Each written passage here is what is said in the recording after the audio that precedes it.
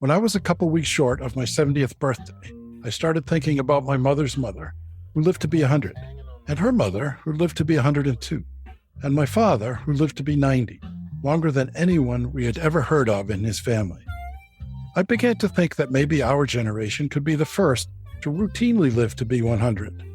When I talked about this at family dinner one night, my granddaughter, who was 5, said, "What are you going to do for the next 30 years, Grandpa?"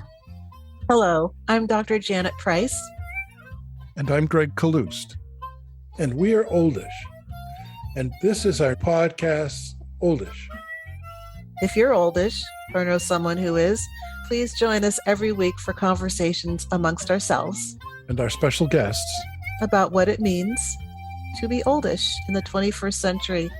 If you ever wonder whether you're getting old, you're oldish.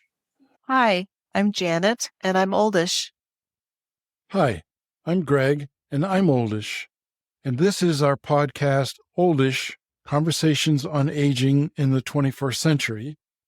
Today's episode is one in an ongoing series of episodes that we're referring to as Shortish, because they are relatively brief conversations between the two of us. It's conceivable that someday we'll have a guest, but for the time being, it's the conversations between the two of us that are shortish, not the usual 30 to 50 minutes that we've been carrying on with, but they're shortish. So today we want to talk about something that we call the Dinking game. And the Dinking game is a reference to PickleBall. And in PickleBall, there is a net in the middle of the court, and there is an area on either side of the net that's called the non-volley zone, or colloquially the kitchen. The point of the kitchen is that you can't stand in there and hit the ball out of the air, that you have to let the ball bounce before you can step in there to hit it. You can stand outside the line and reach into it to hit a ball out of the air, but you can't touch down in the kitchen area. And so the Dinking game is a part of the game of pickleball that has become hugely important in the strategy of playing pickleball. There's a style of play that's often referred to as banging that is frequently perpetrated by people who come from a tennis background, in which the players stand back from the kitchen line and hit the ball as hard as they can toward the other side of the net. And that's referred to as banging. And it's a difficult game for oldish people to play because of slower reflexes and some nervousness. The pickleball is essentially a plastic thing like a wiffle ball, and it doesn't really hurt that much when it hits you unless it hits you in the face. But a lot of people who are oldish don't enjoy being on the receiving end of the banging game.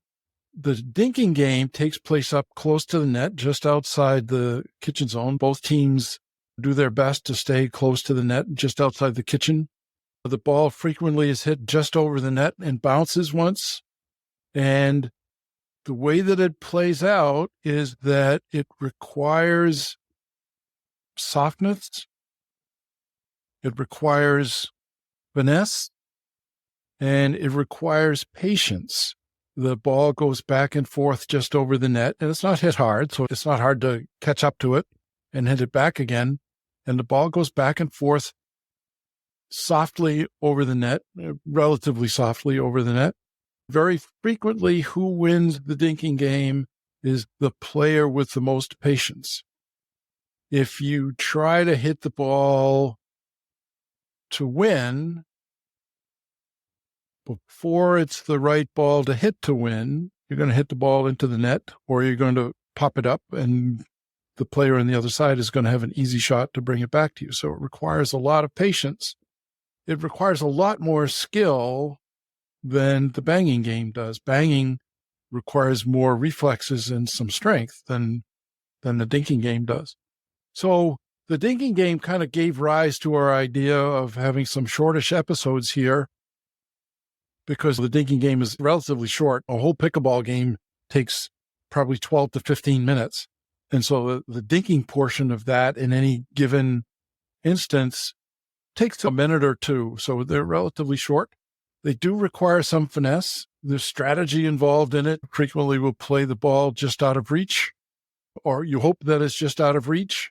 It includes changes of directions fairly often. So that's kind of the dinking game. So we want to talk a little bit today about how the dinking game relates to oldishness. I find that also fascinating because it feels like such a perfect match about how to think about being in a relationship, being in a connection with others, especially what you're saying about being oldish. I think part of being oldish in community,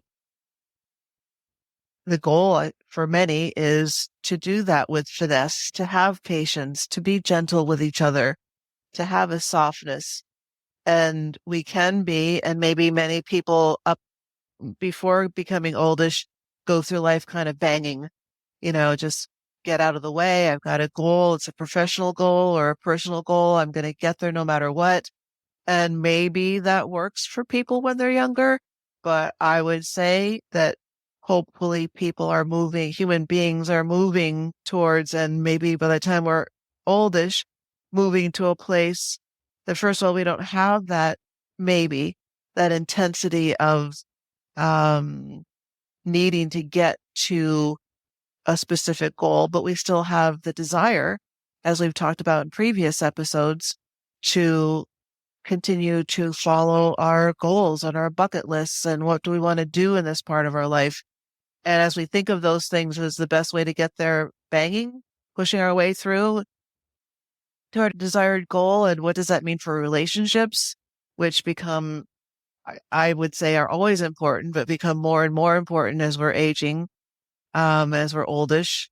So it's kind of a really fun symbol and comparison of the dinking game and being oldish. All the things you said about making it through life now that we're oldish, I think apply. You also made me think of something when you were talking about relationships in relation to the dinking game, is that the dinking game is way more intimate. When you're playing the dinking game, you're within a few feet of the people that you're playing against. And because the game is slowed down a little bit, you're actually in physical communication with the people that you're playing with, your partner as well as the people on the other side of the net. You can see them closely and you're engaged in the same activity. I think it's more intimate than the banging game. I don't mean to disparage. Part of the game of pickleball is not the dinking game, whether you're banging it or you're just hitting the ball back and forth. But the dinking game is where professional tournaments are won. It's not just old people want to dink the ball back and forth. If you watch the top players play and ask them about it, you realize that the game is won at the net. It is the dinking game that wins most matches. There's a lot more strategy involved in it and so on. One of the things that I had been thinking about pickleball in general, but the dinking game more specifically, is pickleball is a very good example in my mind of the impermanence of life and of the universe, where things come and go. And pickleball is all about come and go, really. The game takes something like 12 to 15 minutes. It's changing constantly. It's a very small space that you're playing inside of. So the game is changing constantly in often unpredictable ways. Even the best players mishit a shot, and sometimes they mishit it completely into the net or out of bounds. But fairly often they'll mishit a shot and it will end up going to the opposite player, who then has a chance to hit it back again. And sometimes you'll see that somebody hits a really great shot and somebody actually hits a great return of that shot. So it's not predictable in any great kind of a way. Even if you think you can know where the game is going, there's a lot of misdirection, for one thing. Fairly often you might think that I'm going to hit the ball into the middle, but I know that you're going to go to the middle, so I'll hit it behind you. So there's a lot of change. The game changes constantly. The score changes constantly. almost all of the pickleball that I play is outdoors. So the weather comes into play, in particular, the wind, but this time of year, also the sun. So if somebody hits a lob, there's a good chance that you can't see that ball until it's too late to hit it. On a windy day, if you hit a lob, there's a pretty good chance that it ain't going to end up where you was hoping it was going to end up. So there's a constant change, which is a pretty good metaphor for how life really is. I'm pretty sure that when I was a kid, I was given the impression, or maybe I just made it up, that things in life are somehow fixed and solid, and that the mom and dad would always be there, and the house would always be there, and the school would always be there, and your friends would always be your friends. And it seemed like it was fixed in some ways. But now that I'm oldish, I know that life is not fixed in any way that we can think up. And that right now things are in motion that will change everything, and we have no idea what those things are. Being aware of that, I think, is part of being oldish. Young people are too busy keeping their eye on the ball to realize that there's more going on there than just the ball. When you and I talk about pickleball in these ways, I get so excited because I feel like we are delving into what makes pickleball so special.